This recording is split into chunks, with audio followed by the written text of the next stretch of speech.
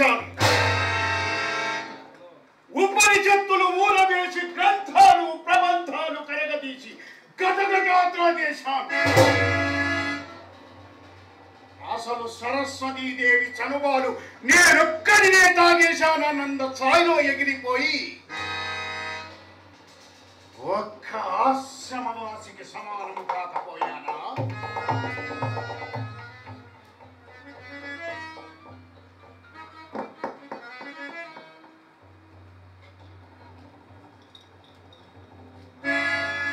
నారాయణ నారాయణ నారాయణ నారాయణ ఎవరి విప్రనారాయణ ఎక్కడి నుండి వచ్చాడు? వీడికి అసలు విద్యాశుద్ధత ఉందా? ఏదో గాలివాటుగా వచ్చిన యాలపదాల ప్రభావంతో గొంతు కాస్త కమ్మగా సమ్మగా ఉంటుంది. అంత మాత్రమున అన్నిట తాని అధికుడైపోవాడు. అధికుడైపోవడం ఏమిటి? ఎప్పుడో అయిపోయాడు. ఆ చోళరాజును ఏం మాయ చేశాడో, ఆ మహామంత్రికి ఏం మంత్రం చేశాడో కానీ వచ్చి రాని 4 సంకీర్తనలు పాడినంత మాత్రాన ఆ పిచ్చిరాజుకు ఆ వెర్రిమంతికి ముచ్చమటలు పోసి కోరినవన్నీ సమకూర్చారు. అబ్బో!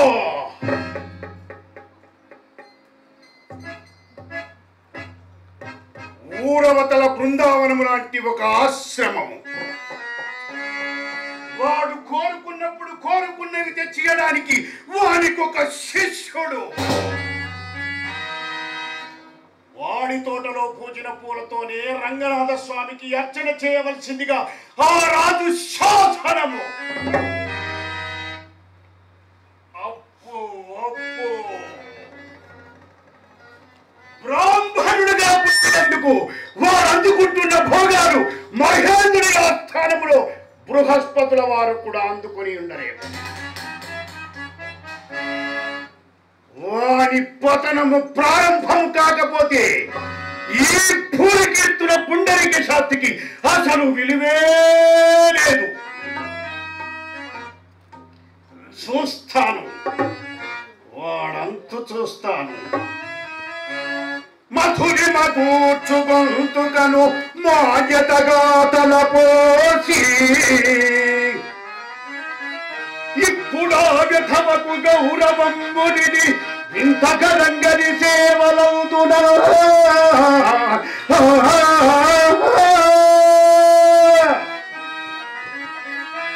ప్రథమము వాని మానలని ప్రాజ్ఞులు నిర్ణయమిత్తునే.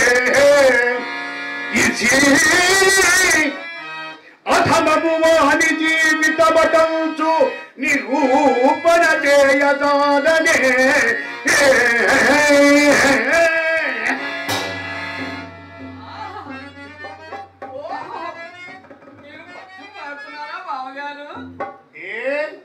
బాగాలేదా? బాగా లేదా? అది పద్యమా? చిత్తు చేసే మత్తును అందించే మద్యమా?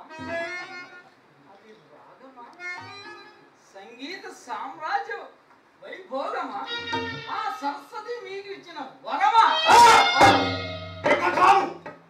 నీ బాగానే ఉన్నాయి కానీ ఆ పద్యములోని భావం సరిగ్గా మీ స్వభావంతో కలిసిపోయింది అనుకోండి. కోపం ఎవరి మీద బావగారు? ఇంకెవరి మీద? మీద. ఈ శ్రీరంగంలో వాడికి సమముచ్చి లేనట్టు అంతా వాడిని అందరూ నొప్పిస్తున్నారు. ఓరే చిదానంద, నువ్వు చెప్పరా, నాకేం తక్కువ? నెల తక్కువ. ఒకసారి మీరే అన్నారు కదూ, మీరు నెల తక్కువ వ్యవధిలో పుట్టినారని. నెల తక్కువ వారికి అన్నీ తక్కువేనని మా అమ్మమ్మ ఒకసారి అన్నట్టు నాకు బాగా గుర్తు. మళ్ళీ అదే మాట అంటున్నావు. ఈ విప్రనారాయణ పుర్ర చేతి చాప తిన్నావంటే పునర్జన్మ లేకుండా పోతావు. జాగ్రత్త.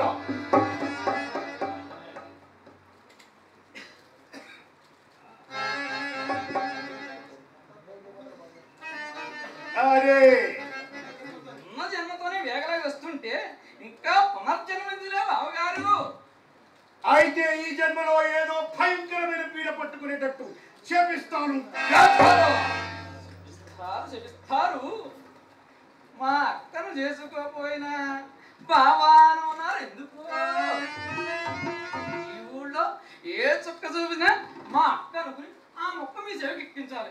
మరి నాకు పీడ తగులుకుంటే ఈ పీడ పనులన్నీ మీకెవరు చేసి పెడతారు బావగారు? అందుకే ఈ బావమరిది పట్ల కాస్తంత భయం భక్తి ప్రదర్శిస్తూ ఉండండి, బేషుగ్గా ఉంటుంది సుమా.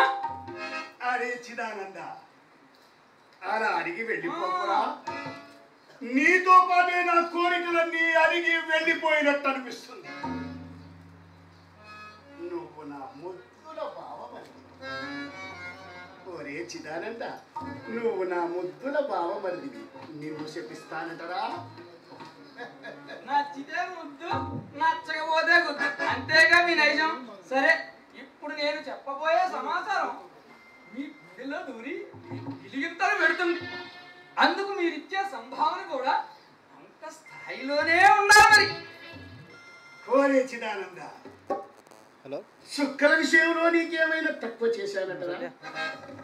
ఆ మాధవయ్య ఇంటికి కొత్తగా వచ్చిన కోడలు పొత్తు కుదర్చడానికి నువ్వు ముచ్చటపడి అడిగితే నా అమ్మ కరకుండలాలిచ్చాను. అలాగే గోపుగరుడయ్య పెళ్ళాము ప్రాగు కుదుర్చడానికి నువ్వు ముచ్చటపడి అడిగితే నా ముత్యాలహారాన్ని కూడా ఇచ్చాను కదరా.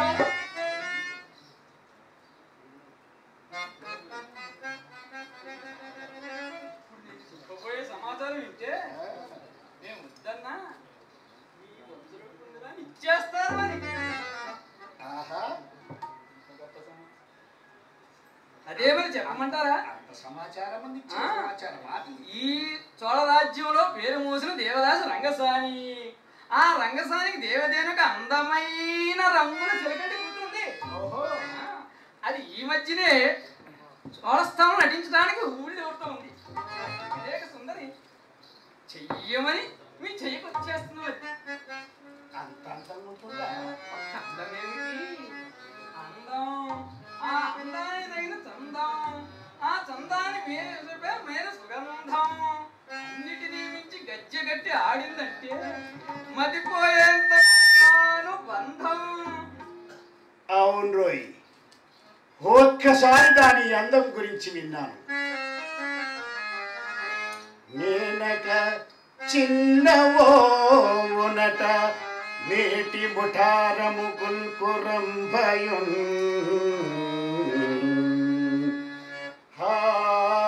హానని అందగత్తెయట అందెల సవ్వడి పోలు నవ్వునల్ పోలిన మోహనాంగియత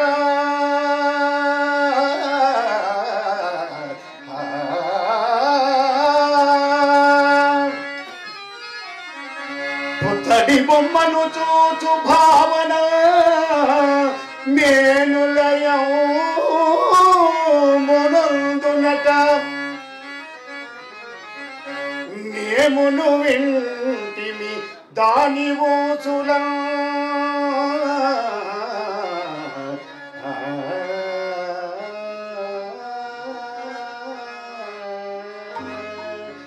నేనక చిన్నట.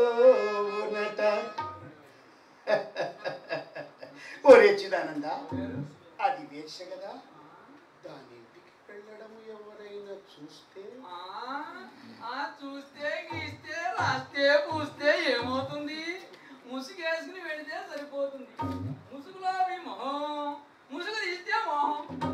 ఎందుకైనా మంచిది రేపు మేజవాడిని మీ ఒక్కరి కోసమే ఏర్పాటు చేశాను. పోతే పోయింది కానీ వస్తుంది. మరి నన్ను రమ్మంటారా? పైగట్టే ఉంది లేవోయ్, నీవు ఈ కార్యక్రమాన్ని సాధించగలవా అని.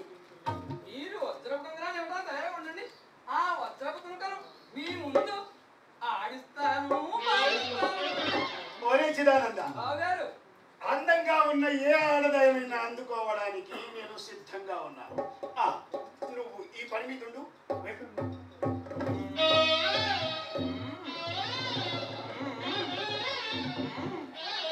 ఏమిటోయ్, అప్పుడు అప్పుడేను సుమా.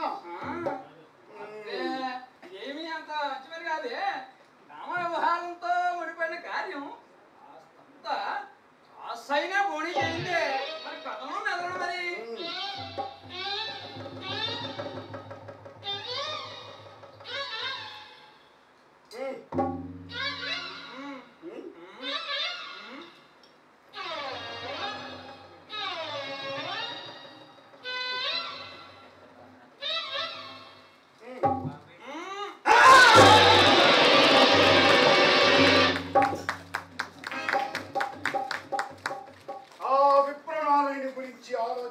ఆలోచించి మనస్సు పాడు చేసుకున్నాడు.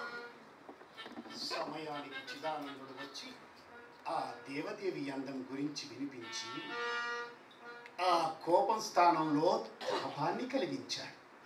ఈ కోపాన్ని కొద్ది రోజులు వాయిదా వేసి తాపం గురించి ఆలోచిస్తాడు.